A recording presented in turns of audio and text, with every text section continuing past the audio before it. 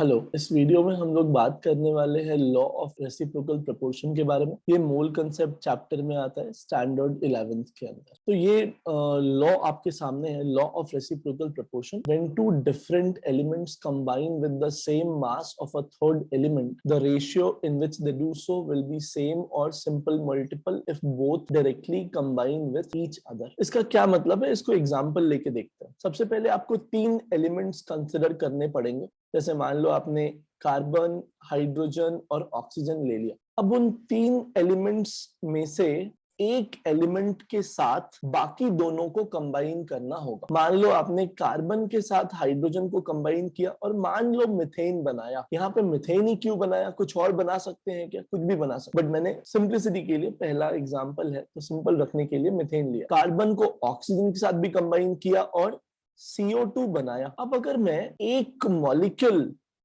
ले लेता हूं मीथेन का, 1 मॉलिक्यूल ऑफ मीथेन, तो उसके अंदर क्या होगा? उसके अंदर एक कार्बन एटम होगा और 4 हाइड्रोजन एटम होगा। एक कार्बन एटम का मास कितना होगा?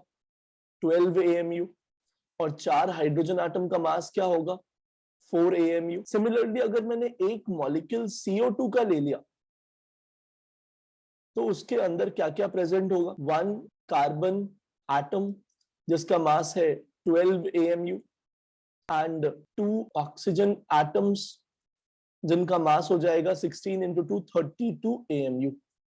तो आपको क्या करना है कि पहले एक कॉमन एलिमेंट के साथ बाकी दोनों को कंबाइन करना है। जैसे यहाँ पे आपने अभी कार्बन के साथ हाइड्रोजन और ऑक्सीजन दोनों को कंबाइन किया। फिर आपको यह ध्यान रखना है कि जो कॉमन एलिमेंट है उस कॉमन एलिमेंट का मास दोनों कंपाउंड के अंदर सेम रखना पड़ेगा। जैसे यहाँ पे आपने मीथेन बनाया, उसके अंदर भी कार्बन का मास 12 AMU है। CO2 बनाया, उसके अंदर भी कार्बन का मास 12 AMU है। तो यहाँ पे, बिकॉज मैंने आपको पहले ही बोला ये सिंपल केस है, यहाँ पे ऑलरेडी आपको जो कॉमन एलिमेंट है उसका मास दोनों कंपाउंड में सेम है। तो जिसका मास डिफरेंट है, जो दूसरे एलिमेंट्स हैं, उनका मास रेशियो आपको लेना पड़ेगा। जैसे यहाँ पे हाइड्रोजन और ऑक्सीजन का मास रेशियो आपने ले लिया, वो कितना आ जाएगा? 4:32।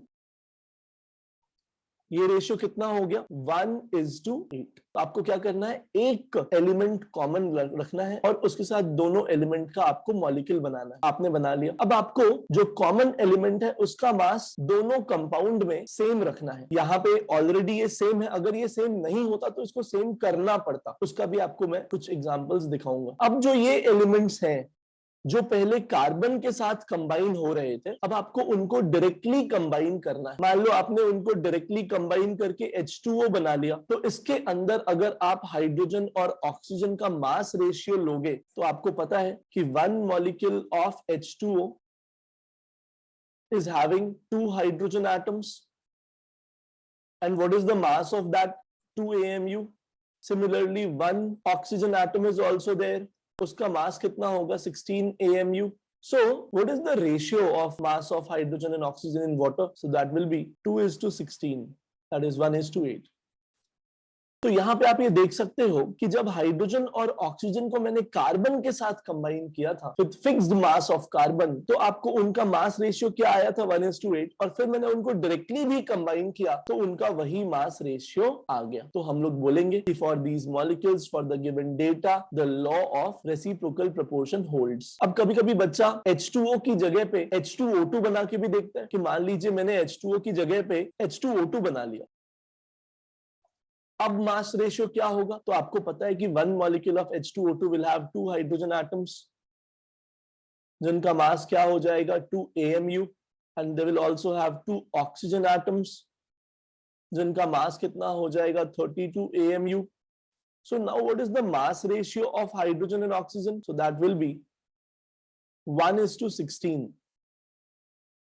अब आपको दिख रहा है कि यहाँ तो जो मास रेशियो आया वो जो पहले मास रेशियो आया था हाइड्रोजन ऑक्सीजन का उससे डिफरेंट है। तो आपको ये लॉ में लिखा हुआ है कि जब आप दो अलग अलग एलिमेंट्स को same mass of third element combine करते हो तो जो उनका मास रेशियो आता है दैट कैन बी सेम और it can be simple multiple also when they directly combine. तो यहाँ पे आपको दिख रहा है कि इनका जो मास रेशियो आया 1:16 it is simple multiple of the mass ratio which we obtained earlier. पहले जो मास रेशियो आया था वो कितना था 1:8, अभी कितना आया 1:16।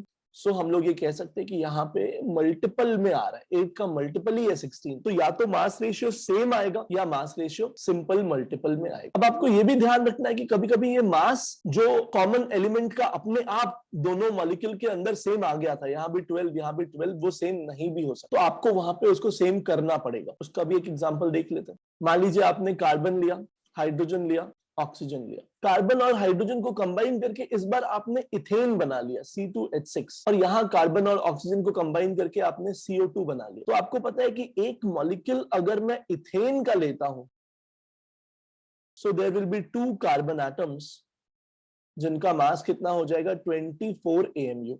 एक का 12 तो दो का 24। There are 6 hydrogen atoms with mass 6 AMU. Now there is one molecule of CO2 also, and we know that a molecule of CO2 will have one carbon atom with mass 12 AMU and 2 oxygen atoms with mass 32 AMU. अब आपको ये दिख रहा है कि इन दोनों molecules में जो कॉमन एटम है दैट इज कार्बन, इसमें भी है और इसमें भी है, लेकिन उसका मास दोनों जगह डिफरेंट है। यहाँ पे 24 है, यहाँ पे 12 है। अब आपको इसको सेम करना पड़ेगा, या तो आप इस 12 को 24 करोगे या इस 24 को 12 कर लोगे। मान लो आप इस 12 को 24 करो तो आप अभी कह सकते हो कि for 12 AMU of carbon the molecule of CO2 is having how much mass of oxygen? 32 AMU.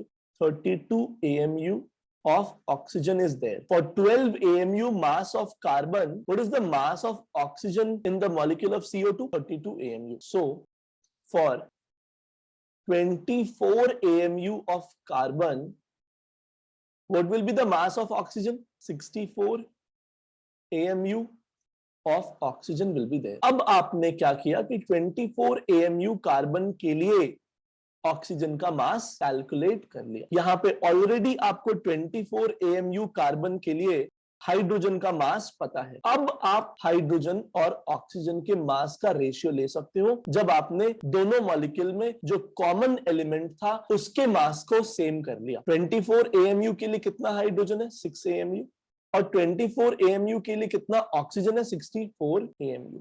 अब आपको दिख रहा है यहाँ पे कि the ratio coming out is 3:32। अब आप हाइड्रोजन और ऑक्सीजन को डायरेक्टली कंबाइन करें। मान लो आपने इनको डायरेक्टली कंबाइन किया और H2O बना लिया, तो इसमें आपको पता है कि 2 हाइड्रोजन एटम, तो the mass will be 2 AMU and एक ऑक्सीजन एटम के लिए the mass will be 16, so the mass ratio will come out to be 1:8। तो आपको दिखेगा कि ये जो वैल्यू यहाँ थी और ये जो वैल्यू हाइड्रोजन और ऑक्सीजन के मास रेशियो की आपने ऑब्टेन करी वो सिंपल मल्टीपल है। ये जो 3 है ये 1 का मल्टीपल है, ये जो 8 है 32 8 का मल्टीपल है। तो यहाँ पे भी लॉ होल्ड्स गुड। मल्टीपल का मतलब ये मत समझ लेना आप कि 1:8 है तो इसी को 4 टाइम्स करके कुछ आता होगा, 4:32 आना चाहिए था, नहीं, 4:32 तो 1:8 ही है। यहाँ पे सिंपल मल्टीपल का ये मतलब होता है कि इंडिविजुअल मल्टीपल, 8 का मल्टीपल, 1 का मल्टीपल, ऐसे देखना हो। ऐसा नहीं है कि पूरे रेशियो का मल्टीपल आना चाहिए, क्योंकि पूरे रेशियो के मल्टीपल लेने का कोई मतलब ही नहीं है। अगर वो 4:32 आ रहा है तो इवेंचुअली उसका मतलब 1:8 ही है। So this is law of reciprocal proportion. आपको पहले एक कॉमन एलिमेंट के साथ 2 अलग अलग एलिमेंट्स को कंबाइन करना है, कॉमन एलिमेंट का मास सेम रखना है दोनों कंपाउंड्स के अंदर, और फिर उन वेरिएबल एलिमेंट्स को आपस में कंबाइन करना है, उनका मास रेशियो फाइंड आउट करना है और चेक करना है कि मास रेशियो सेम आ रहा है या नहीं। थैंक्स।